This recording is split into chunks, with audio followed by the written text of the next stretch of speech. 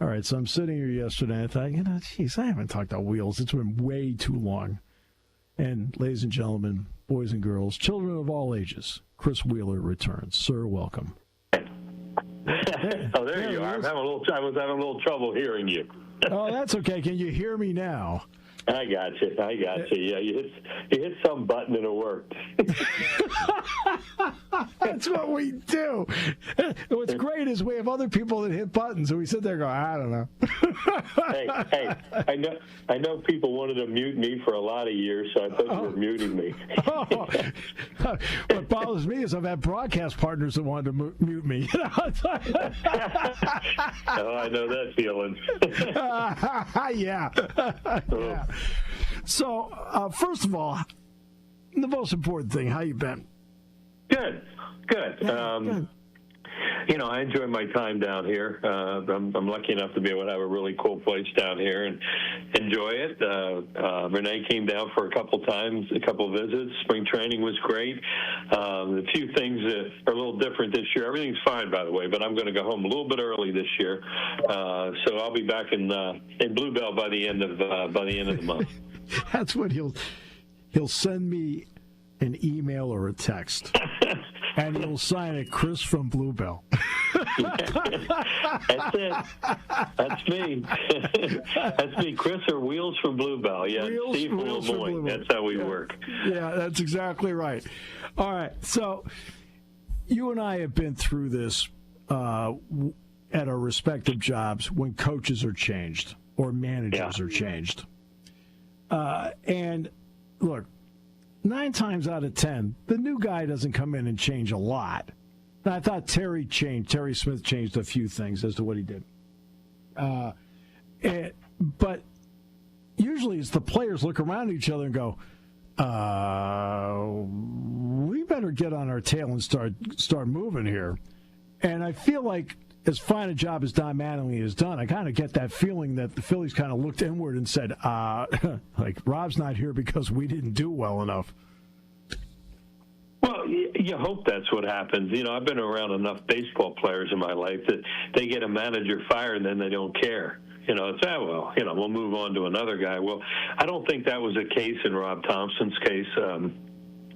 I think they genuinely liked him and respected him and realized what he had done, but also understand that there comes a point when you're 9-19 with that payroll and that roster that they have that something has to be done. Well, you don't fire the front office and you don't fire the players, so the manager has to go.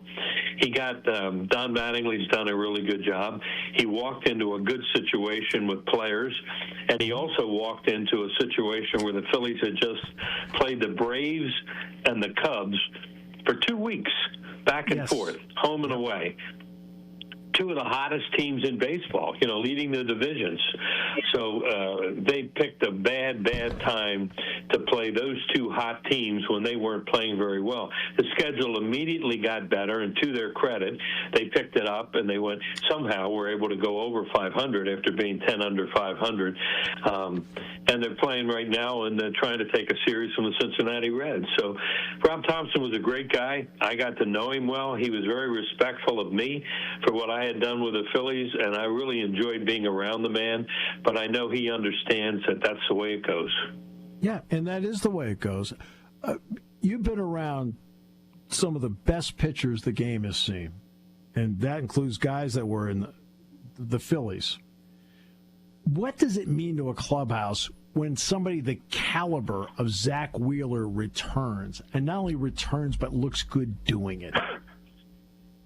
Well, I think that second part really is important. Obviously, to have Zach Wheeler back would have been a big thing, just to have him around, because he's a great man in that clubhouse, evidently. But to have him come off what he went through last year and rehab himself and work the way that he did, and then come back and throw pretty well in his rehabs, and then a little better when he started back in the big leagues, but now picking it up to the point where they're saying he's looking a little bit like himself. I think he turns 36 this week, so he's not like he's a young guy. But he has been unbelievable, and it stabilized the rotation because Sanchez is really good, and he was struggling a little bit. Luzardo's really good. He was struggling a little bit. They had to move Taijuan Walker, which they finally were able to do. Aaron Nola is just having his problems because he just may be out of bullets right now in some ways.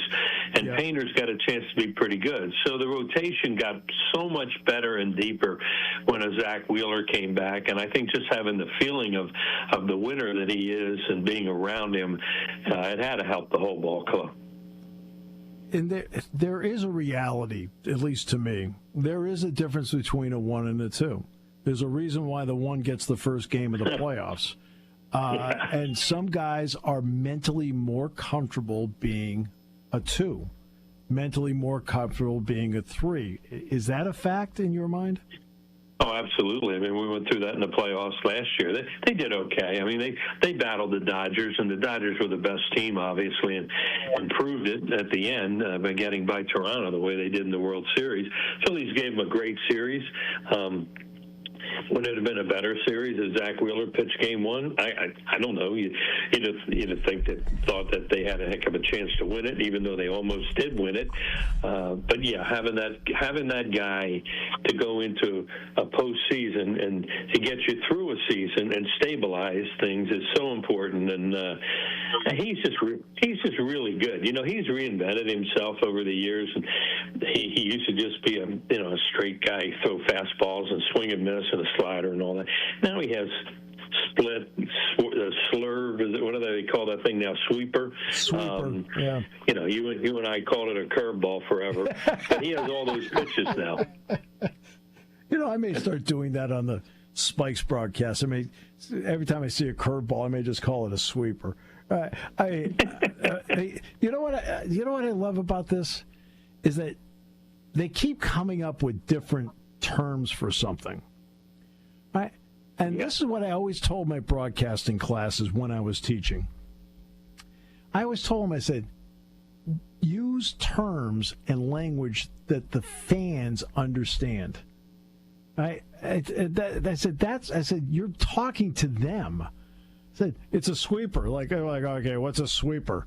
If I say curveball, I think everybody knows what a curveball is, right? Yeah.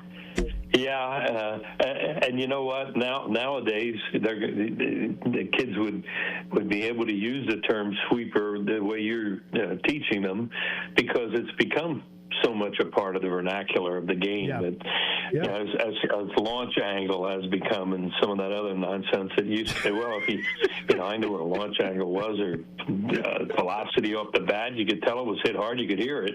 But you know, there's so many things nowadays that are part of sports that.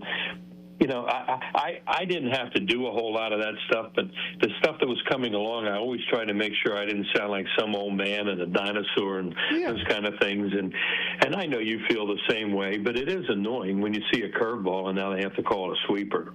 Right. Oh, and this is a couple of years ago. O'Neal Cruz of the Pirates hit a home run, and it was a line drive that cleared the fence. And they're like, oh, it went out at 121 miles an hour. I don't care if it goes 90. I don't care if it goes 96. If it's over the fence, it's a home run. Like, you know, you love baseball, and you've done a lot of baseball, and it makes a certain sound. The pitcher knows it. We know it. A lot of the fans know it. So they want to give you a launch angle. I'll give you a real quick story about our buddy Boa. Yeah. So a number of years ago, he's in the new general manager's box at the time. I think it was Matt Klentak, and then new people, and all the analytics were going on. Him and Charlie are sitting in their manual. And one of our guys, I think it was Franco, who, you know, he kind of blew out after a few years. But anyway, he hits a high fly ball to right center field, and the guy catches it like in front of the warning track or something. So in the back of the booth, he hears, boy, how about that? A launch angle was so...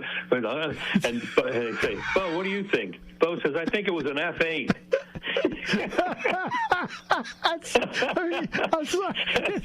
It's an out.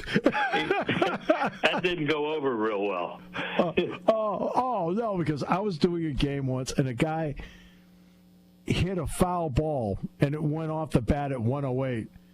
You know, because we have that stuff in the booth. Right? And somebody says, 108. I said, yes, strike two. Right. Exactly. Yeah, he hit a high fly ball and it was an out. Anyway, hey, look, we all have to move on from all this stuff. It's all part of the new vernacular, and I know you, like you said, you're doing it in baseball, and I know you have to have it in football too. There's a lot more stuff you didn't use before, but it does get a little annoying sometimes. I haven't really changed what I do. Like in basketball, I'll use some more analytics, such as I think points per possession tells you a story. I think percentage of points from 2, 3, and 1 tells you how a team plays. Things like that. So I'll look at that. But other than that, I haven't really changed too much. You know what? I just kind of threw that out there because, I listen to you all the time, and you haven't changed, and you shouldn't. No, I mean, that's why, like, if you were still doing this, I know that there'd be a couple little things you would do, but you would still do the game the same way because to me it's still about feel and not about just numbers. Numbers tell some stories, but if you have a feel for the game as to why they're doing something, okay, right? I mean that tells a bigger story to me. Amen to that, and to have a feel. To have a feel for your business when you're in it, not only when you're on the air, when you're off the air, how you act in the clubhouse, all those kind of things when you're around people.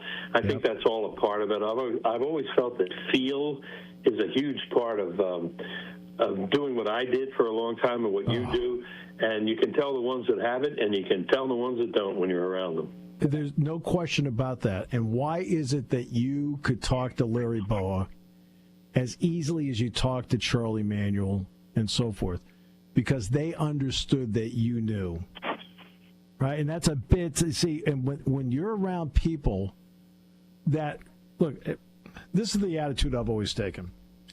I think I know a lot about football, but I don't know as much as Matt Campbell. I think I know a lot about basketball, but I don't know as much as Mike Rhodes. And I walk in with that instant respect anyway. Now it comes to broadcasting, I'm going to assume I know more than they do. So. Yeah, right. Well, when you're around professional players, they don't feel that way. Oh, not in the least. No. You're trying to get me. Like, I'm trying to get you? I'm not trying to get you. Hey, look, one of the things that those guys told me from day one, the guys I became so close with, like Lazinski and Bo and Tim McCarver and those kind of guys, and Book, they said, you ask a lot of questions without being a pain in the butt about them. He said, they would tell me, he said, you wanted to learn. You wanted to ask us about things, and you didn't come in thinking you knew everything. Yes. And I said, well, I didn't know that I did that, but that's just my nature anyway, because I ask a lot of questions because I try to learn things. And they said that was one of the main reasons that they kind of took to me right away. And then, of course, we became friends for so long. But I always found that was kind of interesting when they told me that. But that's a fact. I mean, in other words, I respect you enough and your knowledge of something that I will ask you questions because I'm trying to be better at what I'm doing, understanding what your perspective is and why. I mean, that can only help the listener or the viewer when that happens.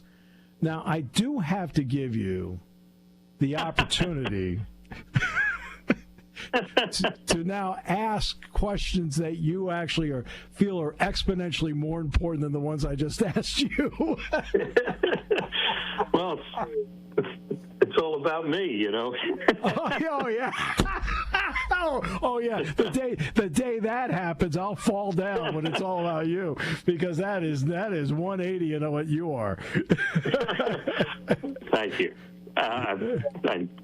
Mutual admiration society as far as that goes. Well, look, real quick, because I know we don't have a lot of time. All I want to know, I don't have a lot of specific stuff, but you've been through a camp now, and not a blue-white game, but whatever they did. Tell me about Matt Campbell, his staff. the way he's recruited, way he's brought players in so far, and what you think about the way people have bought into it.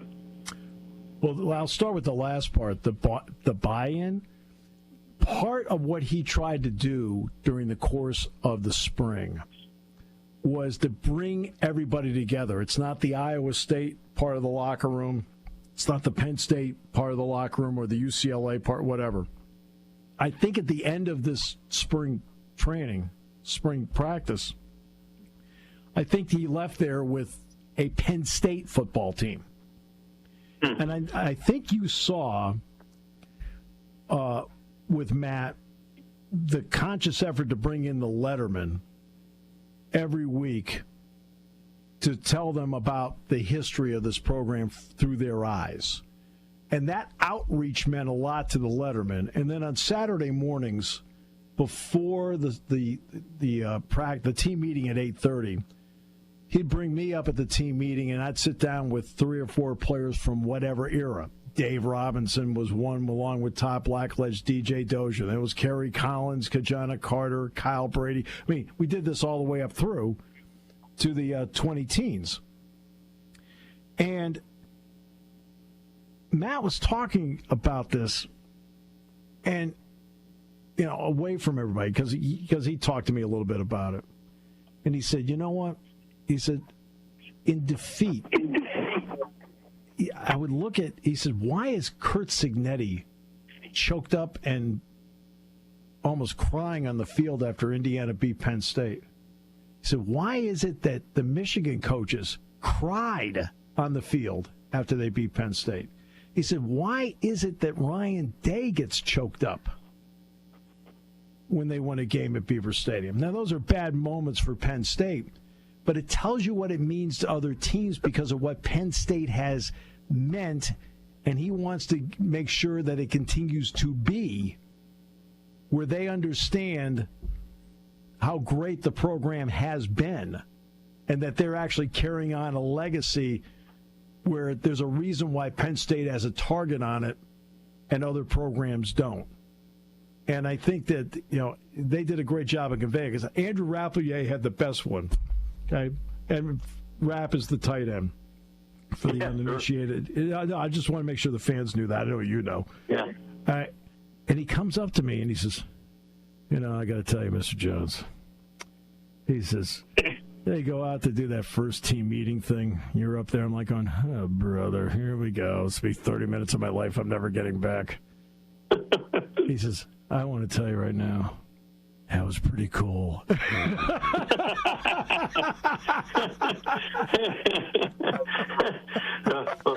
That's well stated. That says a lot for a grown man, and he's a grown man at this point to say something like that. But that's pretty cool, and I totally agree with you about the way you see those guys the way they see those guys get choked up. Happened after the Oregon game too. You know, you see sure. that the way that the coaches feel that way, and it's a big deal to come in and beat Penn State, especially in that environment of a whiteout or a sellout crowd like Indiana that afternoon, and they playing that kind of emotion. So it makes a lot of sense.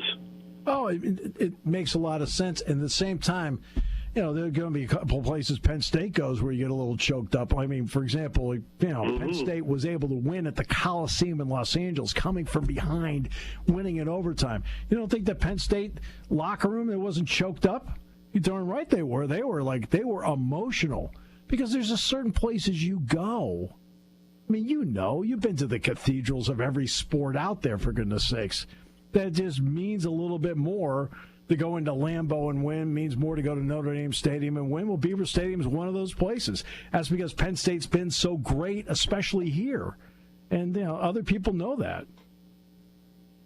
Yeah, well, you know, you and I have talked about it before, but the idea that Matt Campbell came in and embraced our history and our culture, not trying to, you know, reinvent the wheel or anything, but just go with it and make sure that the people around Penn State understand that he understands Penn State and will go from there. maybe we're not going to talk 4-star, 5-star every recruit we bring in, which, as you know, can be so incredibly overrated sometimes. But to bring in football players that fit what they want to do and what the coaches want to do there, and go from there and see what happens. And everything I read and hear, I'm just very, very, very positive about the direction. When you meet him personally, you're going to be impressed. I can guarantee you. You will be. Yeah. He's down to earth. He's down to earth. He's just, that's a big part of him. Way too long. I mean, now that you're finally working your way back, right? Okay. This won't be the last time you're on the show between now and we go out and attempt to find my ball someplace. But, I mean, we are going to get it set up. We are going to make that work, and no doubt about it. You are the greatest, and I mean that sincerely. Thank you, Steve. I enjoy our time together, and I really look forward to seeing you this summer. It's been too long since we've been able to hang out. Oh, way too long. And believe me, by the time the round's over, I'll probably tell you everything that's going on. Well, that'll be one of those days that I hope we got slow people in front of us. There we go. All right. You are the Wheels. Thanks so much. I asked him yesterday. He jumped on right away. Thanks so much, my friend. Always a pleasure, and I'll see you soon. Thanks, Steve.